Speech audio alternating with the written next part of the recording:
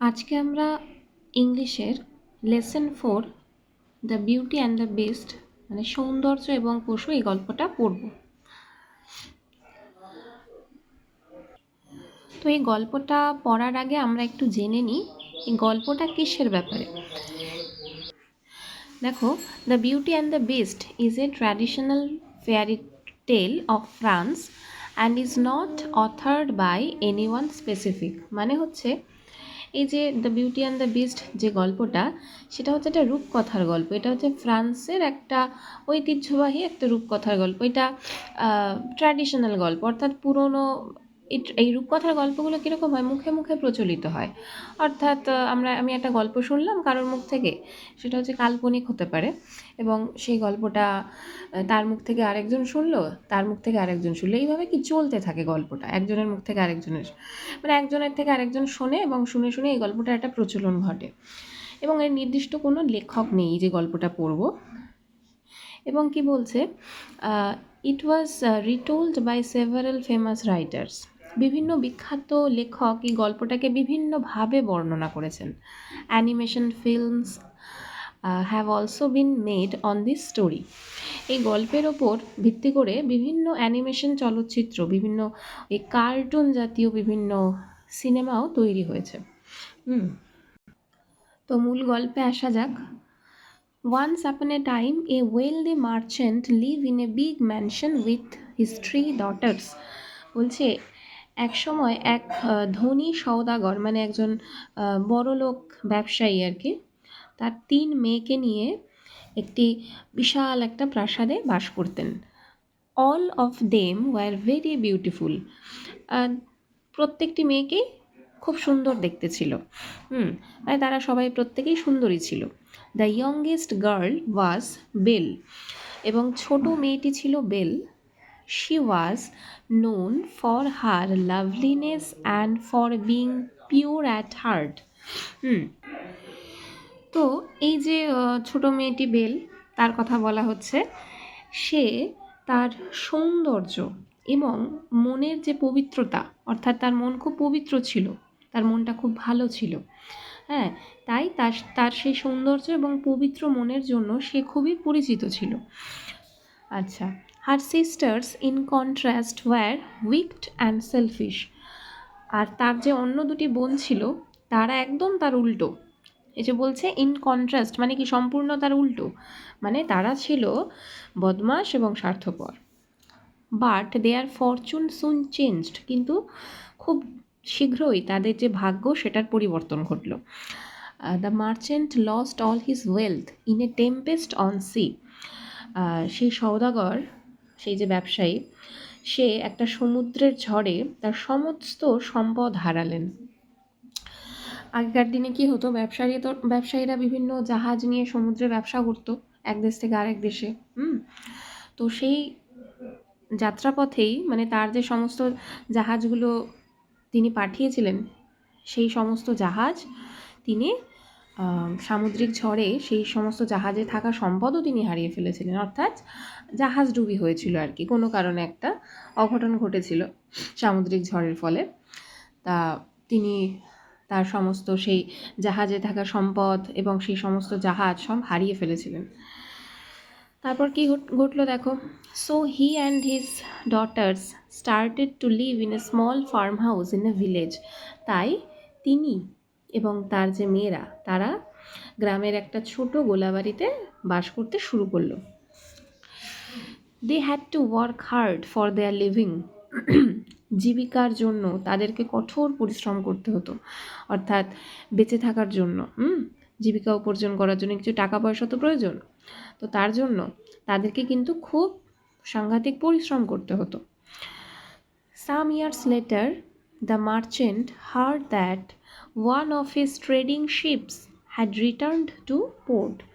কয়েক বছর পর সেই সওদাগর শুনতে পেলেন যে তার ব্যবসায় যে নিযুক্ত যে জাহাজগুলো, সেই জাহাজগুলোর মধ্যে একটি বন্দর ফিরেছে। অর্থাৎ যে জাহাজগুলো সামুদ্রিক ঝড়ের মধ্যে পড়েছিল এবং তিনি সেই জাহাজগুলোকে আর ফেরত পাননি, সেই যে জাহাজগুলো, তার মধ্যে কোনোভাবে একটা আবার মানে সেই ঝড়ের দাপট থেকে সেই বেঁচে ফিরেছে একটা জাহাজ কোনোভাবে আর কি। তো তারপর কী ঘটলো, somehow it had escaped the violent storm, মানে কোনোভাবে সেই জাহাজটা সেই ভয়ঙ্কর ঝড়ের হাত থেকে রক্ষা পেয়েছিল। হেন্স তাই কি হলো, the merchant decided to return to the city to discover whether it still contained anything of value. তাই সেই সওদাগর কি করলেন, শহরে ফিরে যাওয়ার জন্য মনস্থির করলেন। তিনি ঠিক করলেন যে তিনি আবার শহরে ফিরে যাবেন এবং জাহাজের মধ্যে এখনও কোনো মূল্যবান জিনিস কিছু আছে কি না সেটা দেখবেন। সেই জন্যই তিনি শহরে যাওয়ার জন্য মনস্থির করলেন, সিদ্ধান্ত নিলেন। বিফোর লিভিং, যাওয়ার আগে, হি আস্কড হিজ ডটার্স, তিনি তার মেয়েদেরকে জিজ্ঞাসা করলেন, do you want me to bring any gift upon my return? তোমরা কি চাও, ফিরে আসার সময় তোমাদের জন্য কোনো উপহার নিয়ে আসি? এটা তিনি তার 3 মেয়েকে জিজ্ঞাসা করলেন। Both his এল্ডার daughters asked for jewels and fine dresses. হ্যাঁ, তার যে 2 বড় মেয়ে তারা অলংকার এবং সুন্দর পোশাক চাইল।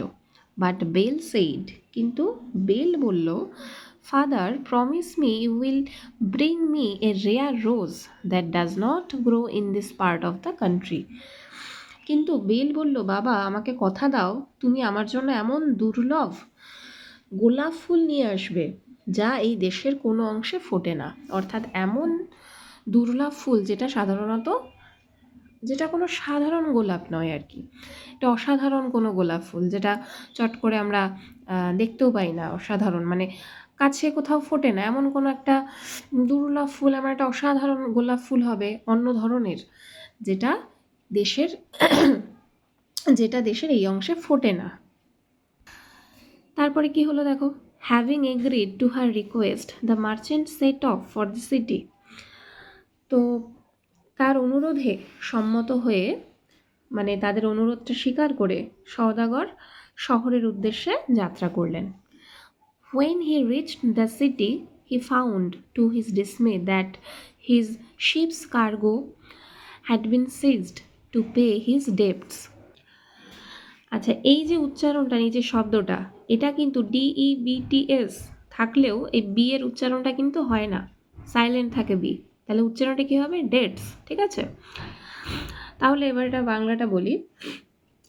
যখন তিনি শহরে পৌঁছালেন, হতাশ হয়ে তিনি কি দেখলেন যে তার দেনা শোধ করার জন্য জাহাজের যে মালপত্রগুলো ছিল সেটা বাজেয়াপ্ত করা হয়েছে। অর্থাৎ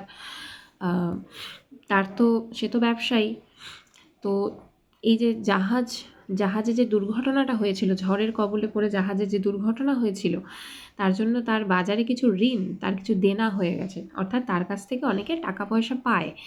তো যেহেতু ওই একটা জাহাজ কোনোভাবে বন্দরে ফিরেছে, তো সেই খবরটা তার সেই যে পাওনাদাররা তারা হয়তো পেয়ে গেছে কোনোভাবে, এবং সেই জাহাজে যে মালপত্র রয়েছে, যে দামি মূল্যবান জিনিসপত্র রয়েছে, সেগুলো তারা নিয়ে নিয়েছে, বাজেয়াপ্ত করেছে। কেন নিয়েছে? কারণ তার কাছে তো, সেই ব্যবসায়ীর কাছে তো তারা টাকা পায়, এবং সেটা শোধ করার জন্যই সেই টাকাটা তো তার কাছ থেকে নিতে পারছে না, তার অবস্থা এখন খারাপ। তো সেই টাকাটা তারা এইভাবে তার ওই জাহাজে থাকা মালপত্রগুলো নিয়ে বাজেয়াপ্ত করে সেইভাবে আর কি তাদের কাছে ওগুলোকে নিয়ে এভাবে তারা সেই টাকা পয়সাগুলো তার কাছ থেকে এইভাবে নিল আর কি, ইনডিরেক্টলি নিল।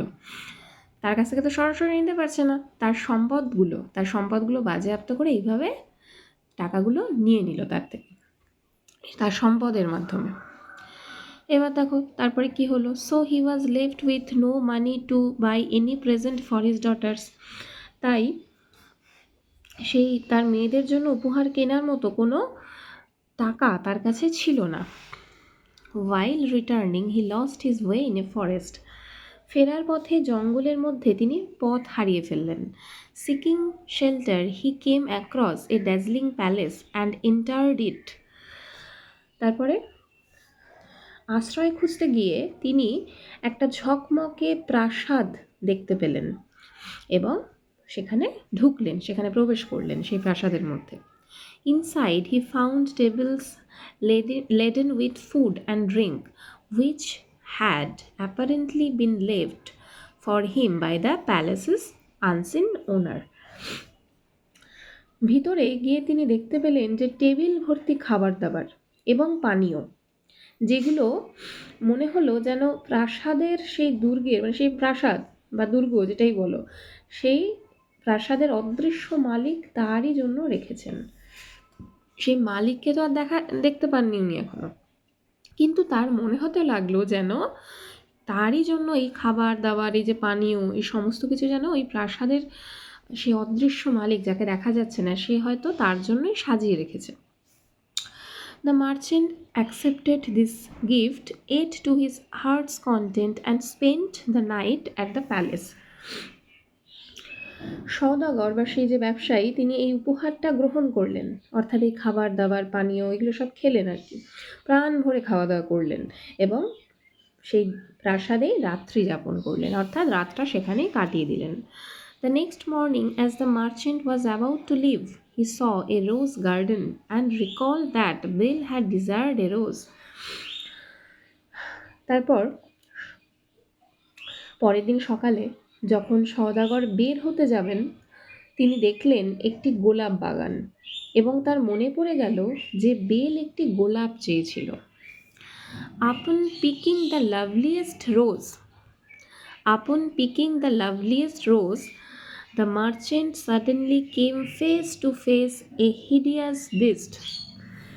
আচ্ছা, তখন কি হলো দেখো, সবচেয়ে সুন্দর গোলাপটা যখন তিনি তুলতে যাবেন, ওই যে বাগান, গোলাপ বাগান, সেখানে সব থেকে সুন্দর যে গোলাপ ফুলটা ছিল, সেইটা তোলার সঙ্গে সঙ্গেই হঠাৎ করে সওদাগর এক অত্যন্ত কুৎসিত, মানে খুব বাজে দেখতে, অত্যন্ত কুৎসিত একটা জন্তুর মুখোমুখি হলেন। He told the merchant, "Last night you were hungry and shelterless." তখন সে বলল, অর্থাৎ সেই যে পশুটি, জন্তুটি, সে সওদাগরকে বলল যে গত রাত্রে তুমি ছিলে ক্ষুধার্ত এবং আশ্রয়হীন, অর্থাৎ তোমার খুব খিদে পেয়েছিল এবং তোমার আশ্রয়ও ছিল না। I gave you food, shelter and comfort.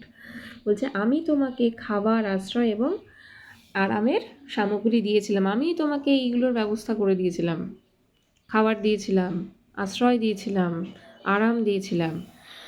And now you are taking away my most precious possession after accepting my hospitality. এটা মানে কি? তো পশুটি বলল যে আর এখন তুমি আমার আতিথেয়তা গ্রহণ করার পরে আমার সবচেয়ে মূল্যবান সম্পদটি নিয়ে চলে যাচ্ছ। অর্থাৎ সেই যে সবচেয়ে সুন্দর গোলাপটা, সেইটা ছিল সেই পশুটার সব থেকে মূল্যবান, সব থেকে দামি একটা সম্পদ, এবং সেইটাই সেই ব্যবসায়ীটা নিয়ে চলে যাচ্ছিল। এবং তখনই সেই পশুটা দেখতে পেরে ব্যবসায়ীর সামনে আসে এবং এসেই কথাগুলো বলে। You must die for your conduct. বলছে এই তোমার এই যে আচরণ, তোমার এই যে ব্যবহার, এর জন্য তোমাকে মরতেই হবে। অর্থাৎ আমি তোমাকে এত কিছু দিলাম, খাবার দাবার আশ্রয় এত কিছু দিলাম, আর তুমি আমার সব থেকে মূল্যবান বা দামি জিনিসটাই নিয়ে চলে যাচ্ছ, তোমাকে তোমার এই আচরণের জন্য মরতে হবে। The merchant begged to be set free. তখন সেই সওদাগর প্রার্থনা জানালো, ভিক্ষা জানালো যে তাকে যেন মুক্তি দেওয়া হয়। He argued that he had only picked the rose as a gift for his youngest daughter Belle. সেই সওদাগর বা সেই যে ব্যবসায়ী, সে তখন যুক্তি দিয়ে বললেন যে তিনি তো কেবল তার ছোট মেয়ে বেলের জন্য উপহার হিসাবে এই গোলাপটি তুলেছেন। At last the beast agreed. অবশেষে সেই জন্তুটি রাজি হলো। Fine, you can take the rose for Bill, but you will have to return to the castle, or else your daughter shall come to stay with me in this castle. তখন জন্তুটা বলল যে ঠিক আছে, তুমি বেলের জন্য গোলাপটা নিয়ে যেতে পারো, কিন্তু তোমাকে আবার এই প্রাসাদে ফিরে আসতে হবে, আর তা না হলে তোমার মেয়েকে আসতে হবে আমার সঙ্গে এই প্রাসাদে বাস করার জন্য। The merchant was upset but accepted this condition. সওদাগর সে মানসিকভাবে একটু ভেঙে পড়লেন, কিন্তু শর্তটি মেনে নিলেন, যেটা পশুটা বলল সেই শর্তে সে রাজি হয়ে গেল আর কি। The beast sent him on his way with jewels and fine clothes for his daughters and stressed that Belle must come to the castle of her own accord. কি বলল? জন্তুটা তাকে বাড়ির পথে পাঠিয়ে দিল, সঙ্গে মেয়েদের জন্য অলংকার, সুন্দর জামা কাপড়ও দিল, এবং জোর দিয়ে বললে যে স্ট্রেসড দ্যাট, মানে জোর দিয়ে বলা আর কি, জোর দিয়ে বলল যেন বেল অবশ্যই স্বেচ্ছায়, মানে নিজের ইচ্ছায় যেন এই প্রাসাদে আসে, জোর করে নয়, নিজের ইচ্ছায় যেন আসে। The merchant, upon arriving home, tried to hide the secret from Bill, but she pried it from him, and willingly went to the beast's castle. সওদাগর বাড়ি ফিরে গোপন কথাটি, এই যে গোপন কথাটি, সেটা বেলের কাছ থেকে লুকিয়ে রাখতে চাইলেন, কিন্তু বেল তার কাছ থেকে সেই কথাটা বের করে নিল এবং নিজের ইচ্ছায় জন্তুর সেই প্রাসাদে চলে গেল। The beast received her graciously and told her, "You are the mistress of the castle and I am your servant." জন্তু তাকে সাদরে গ্রহণ করলো এবং বলল, তুমিই হলে এই প্রাসাদের মালকিন, অর্থাৎ তুমি হলে এই প্রাসাদের মালিক আর কি, এবং আমি হলাম তোমার দাস।